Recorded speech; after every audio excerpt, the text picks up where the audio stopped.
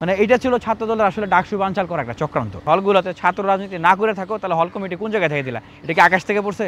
আকাশ থেকে তো পড়ে নাই। ছাত্রলীগ যেরকম বলতো যে আমাদের অভিভাবক আপা, তো ছাত্রদলের সভাপতি বলতেছেন তাদের মানে সাংগঠনিক অভিভাবক হচ্ছেন জনাব তারেক রহমান। সাদ্দাম, ইনান, শয়ন, সৈকত তারা কি কম ফেরেস্তা ছিল? আমাদের অভ্যুত্থানের সময়ের একটা সামাজিক চুক্তি ছিল যে হলগুলোতে কোনো ছাত্র সংগঠন তাদের সাংগঠনিক কমিটি দিবে না এবং সাংগঠনিক ফরম্যাটে তারা তাদের রাজনৈতিক কার্যক্রম পরিচালনা করবে না। এইটাই যেটা আমরা মেনে চলছি এবং আমরা এখন পর্যন্ত ছাত্র অধিকার পরিষদের জায়গা থেকে আমরা সেটাকে সম্মান করি। কিন্তু আমরা দেখলাম যে ছাত্রদল হঠাৎ করে ডাকসুর তফসিল ঘোষণা করার পরে তারা এই হল কমিটি দিলেন। এখন কথা হলো যে ভাই, এই 11 মাস কি ছাত্রদল হলগুলোতে ছাত্র রাজনীতি করে নাই? করছে, কিন্তু সাংগঠনিক কমিটি দিয়া করে নাই। কারণ ছাত্রদল যদি বলে যে না আমরা করি নাই, আরে ভাই তোমরা যদি এই 11 মাস হলগুলোতে ছাত্র রাজনীতি না করে থাকো তাহলে হল কমিটি কোন জায়গায় থেকে দিলা? এটা কি আকাশ থেকে পড়ছে? আকাশ থেকে তো পড়ে নাই।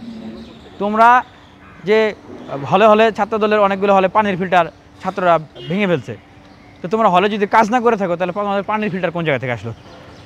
মেয়েদের হলগুলোতে ছাত্রদল মেডিকেল সেবা দিচ্ছে, তাই নাই? ছাত্রদল ফুটবল টুর্নামেন্টের আয়োজন করছে। এই ধরনের কাজ করে করেই তো তারা হল কমিটি দিতে পারছে, তাদের দলে তারা লোক ভিড়েছে।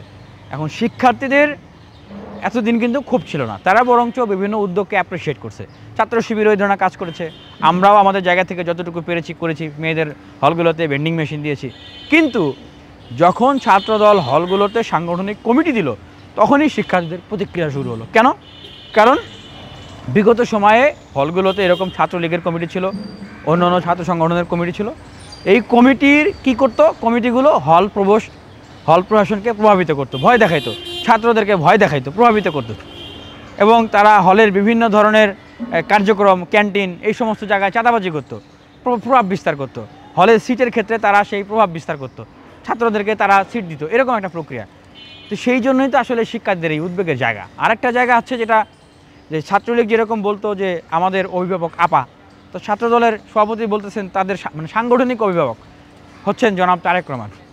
এখন তাহলে 5 আগস্ট পরবর্তী সময়ে যে ছাত্র রাজনীতির স্ট্রাকচার, কাঠামো 5 আগস্ট পরবর্তী সময়ে কোনো পরিবর্তন তো হয় নাই। ছাত্র সংগঠনগুলো আসলে কেমন হওয়া দরকার? আমরা যেটা মনে করি যে তাদের পলিসি মেকিং, পলিসি ইমপ্লিমেন্টেশন এগুলো ইন্ডিপেন্ডেন্ট হওয়া দরকার। তাদের কমিটি প্রণয়ন এটা গণতান্ত্রিক প্রক্রিয়া হওয়া দরকার, নিজেদের ভিতরে ভোটের মাধ্যমে। কারণ ছাত্রদলের জায়গায় তো এইটা নাই, যেটা ছাত্রলীগেরও ছিল না।